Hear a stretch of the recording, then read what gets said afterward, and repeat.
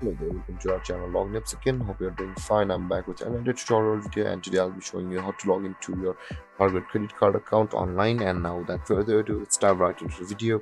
But before that, don't forget to like, subscribe and hit that bell icon for more videos. Now to log into your Target credit card account online, first open up your preferred browser, as I have already opened the Google Chrome, and in the search bar click over there and type in target.com like this and hit enter.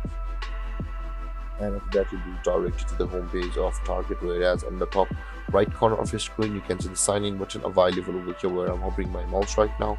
Click over there and there is the sign in button available over here. Click on sign in and you'll be required to enter your email or your mobile number with which you have registered on Target account like this, and enter your password over here.